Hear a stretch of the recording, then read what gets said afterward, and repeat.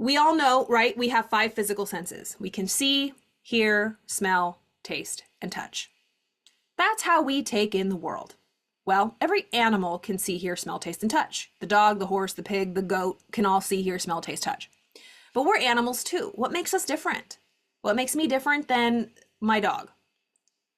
We can both see, hear, smell, taste, touch. We're both animals. However, we are the only creature that has higher faculties. We have these intellectual higher faculties. We have six of them, and we'll go through them, but they're perception, the will, reason, imagination, intuition, and memory. As far as we know, no other creature has a reasoning faculty, the ability to think original thoughts. No other animal has the faculty of imagination to create amazing imaginative things. Animals have instinct, and it's perfect. They are the only creatures that are at home in their environment. The foxes know where to, dig holes. The spiders know how to weave their webs. The birds know how to fly south, right? We don't see people, we don't see spiders gathering together for web weaving classes or birds, how do I build a nest? It's instinctual. It's built into them.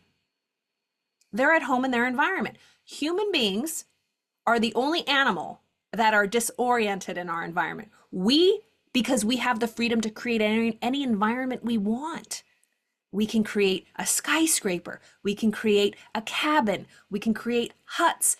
Look at all across the world and across the ages. How creative. Where was I? Oh, I was in New York. And there's a big shower, gorgeous marble shower. And there was like windows and I'm like flashing all in New York City. I mean, it was up above, like no one could see me, and it was cold. It was snowing. And I was in this hot, beautiful shower, looking outside at the sky, the view of Manhattan with snow on the ground. And I was like, there's just a window pane. And we created this with our imagination. It's warm. I have hot water.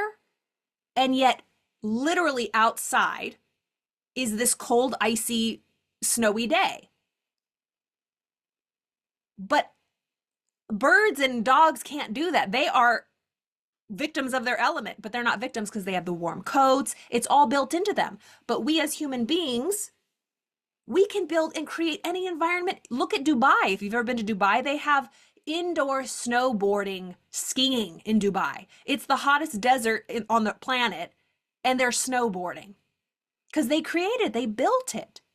We have these higher faculties that no other animal has. So it's using these, first knowing what the higher faculties are, knowing how they work, knowing how to use them, and then using them. Most people, and this is the difference between living from the inside out. Most people live from the outside in. They live from their five lower senses. They live like animals. Like a caveman, like, you bad, blah, and we hit each other like, you're asshole. And you looked at me funny. Like we let our physical eyeballs dictate how we're going to react. You see those young kids who are like, rightly so. We were born into our environments and we were very reactive. Whatever smell, like we're just totally victims to whatever we see, hear, smell, taste, touch. We're annoyed. It's honking. It's loud, right? We are letting all of our physical senses, our five lower animal senses, dictate our lives. That's living from the outside in. No, we're turning within and we're going to let our higher faculties, we're going to live from the inside out. Because, by the way, the five lower senses are not creative faculties.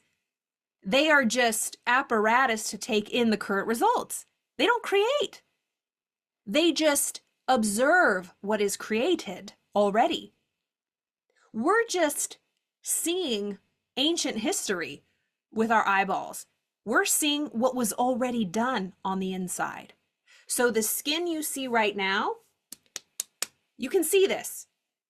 How moisturized it is, how dull it is a result of how much water I've been drinking, how much nutrients, and how I've been taking care of myself. This is last month.